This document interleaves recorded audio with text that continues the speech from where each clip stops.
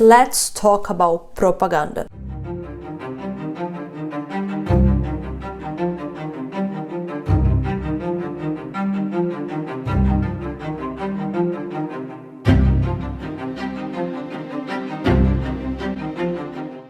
In today's video, I want to offer you a full analysis of propaganda, what it means, and why this is important. Now, when I mention propaganda, most of you will think of things like this old vintage posters, or perhaps something more iconic, such as World War I posters or World War II posters that everyone has seen around the world.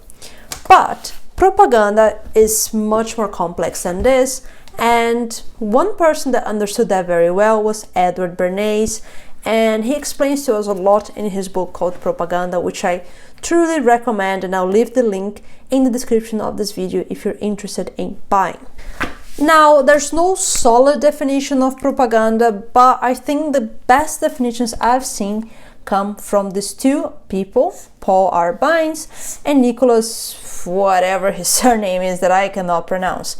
But they're professors from the United Kingdom, and they have talked about propaganda in this journal article for the Journal of Political Marketing called Political Marketing and Propaganda: Uses, Abuses, and Misuses. Now, their definition is really good, and as I mentioned, the origins of the practice of propaganda lie in the ancient world, and then he goes on to give an example about the Roman Empire. However, we're not going to delve into that, but I want to show you their definition, and it's really simplistic and very straightforward. So how does propaganda really differs from other forms of persuasion? Because propaganda is defined as pretty much persuasion, but it's not the same.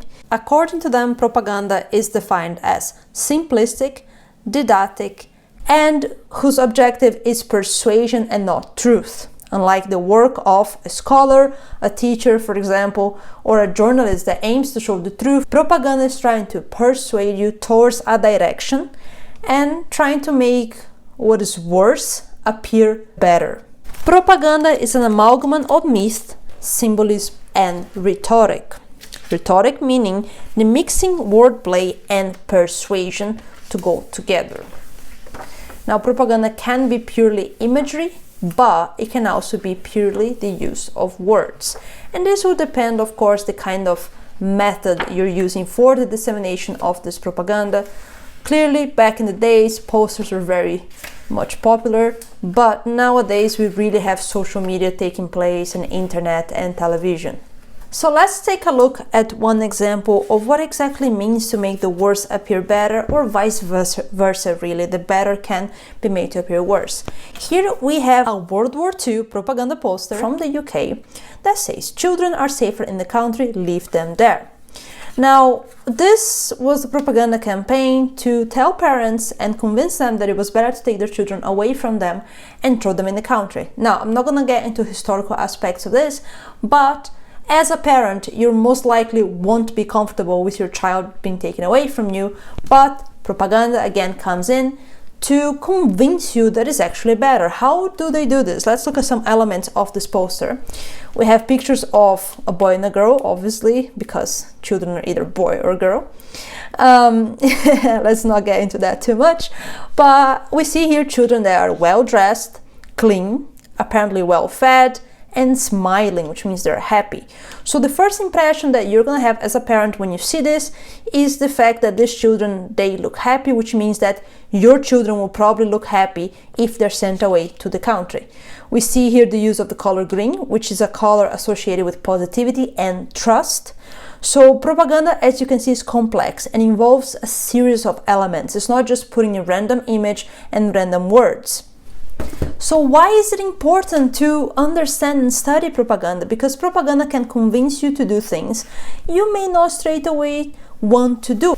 And of course, propaganda is the main tool used by governments, used by corporations to get you to buy their product, to get you to agree to whatever policy they want to release. And let's remember that propaganda to this day is still used everywhere, even in outlets like The Spectator and The Economist, two very popular magazines in the UK, and The Economist, I would say, worldwide.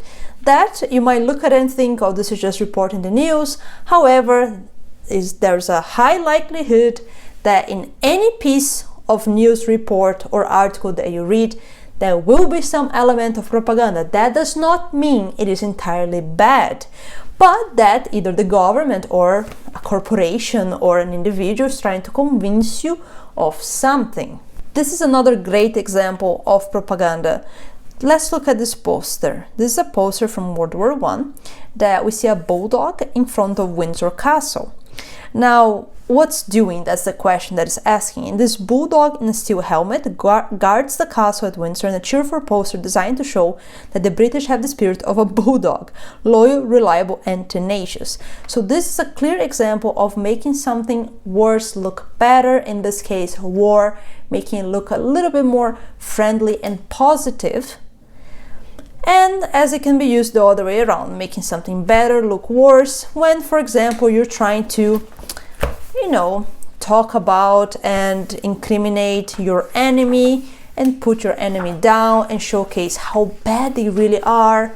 Or it's a tactic of war, really. If you're trying to portray your enemy side, as we see in this poster here, of course, using caricature. This is a German cartoon that is mocking Russia. As we can see here, this is meant to be Stalin. So propaganda has this purpose, to make something bad look worse, or something good look bad, and something bad look good, and vice versa. So it's a way to convince people towards a direction that can be political, as we have seen throughout history, but it can also be economic, marketing, right? Buy this product, buy that product. So propaganda is in everything. Since the beginning of recorded history to this day right now, it is likely that you're watching some propaganda when you watch through this video, some advert on YouTube or on your social media. Now let's look at the types of propaganda and their definitions. So we have propaganda of enlightenment, which is a negation of false information, propaganda of despair, inducing fear of death and disaster, propaganda of hope, presenting to the enemy the hope of a better life if they cease hostilities or surrender. But this doesn't have to be to the enemy alone, but to the public that you're trying to get to. Particularist propaganda, seeking to divide the enemy into individual groups and attacking them separately. Revolutionary propaganda, aiming to break down an enemy from within. This we see quite often in cases of state coups. So if a government has another government as their enemy, and they will do internal propaganda to cause the people to revolt and ask for the removal of their leader of state. Integration propaganda, aiming to unify and reinforce society. This is quite common during periods of war, as well as we've seen in some of these posters that I mentioned here. Agitation propaganda, aiming to foment revolution within society. Again, the same concept of the revolutionary propaganda. Atrocity propaganda, containing graphic images of an adversary's savage or barbaric behavior towards the target audience to arouse their sympathies toward the propagandist. Now, I want to bring back this revolutionary propaganda because a great example goes back to Russia and the October Revolution. Now, when the Bolsheviks desired, or when they wanted to take the power of the Tsar, one kind of propaganda they showed a lot was very negative images towards figures of the members of the royal family, as we can see with Rasputin and the Tsarina. So this kind of things are incredibly common. And again, as I mentioned, they don't have to be placed on a poster, as we see here during the days of World War I and World War II. They can be easily placed in your news feed right now as we speak. Now, I'm not saying that these magazines in specific are showing you propaganda, but you must be aware that propaganda exists everywhere, and there is not necessarily negative. It's just a means of the world. Where there is media, there is propaganda. Where there is the desire to sell a product, there is propaganda.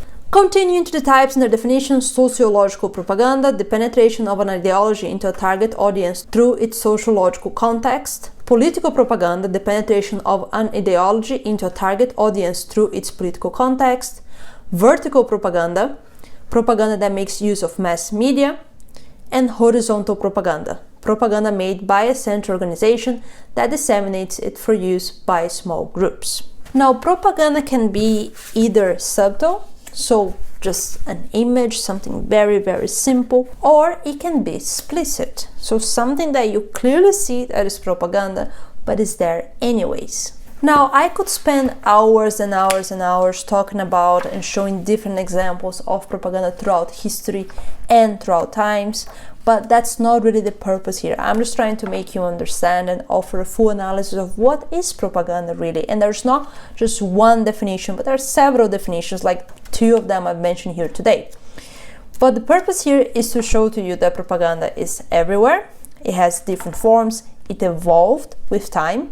And I'm hoping to make a full video on the evolution of propaganda, but it is not necessarily a negative thing. It's just something that is in our everyday life. And with the abundance of information we're getting nowadays, it becomes much more difficult to identify really what is propaganda, because propaganda can come in 3 different colors, as I say: white, black, or gray. Black propaganda being just blatantly full lies. Gray propaganda, a bit of each, some truth, some lies. White propaganda being entirely true. Now, white propaganda you see often in business marketing, because you're trying to sell a product, so you are showing the true facade of that product. So this can be considered white propaganda. Or, for example, during the Cold War, when the West tried to show to people in communist countries that the Western way of life was better, that can be classed as white propaganda. But it's difficult to talk about black propaganda here, because this involves a series of elements that I'm not gonna get into it this time. But yes, propaganda exists. It is everywhere. It is predominant in every kind of media outlet, whether it is visual or audio, movies, social media. It is everywhere. And remember, also in news articles. So keep your eyes open and remember, propaganda is everywhere. Now, let me know in the comments if you like this kind of video, if you want to see more, if you want to see more propaganda posters, if you want me to comment on some of these posters and make an analysis on them. Don't forget to like and subscribe to this channel for more content about history, intelligence, and propaganda. Thank you, and see you next time.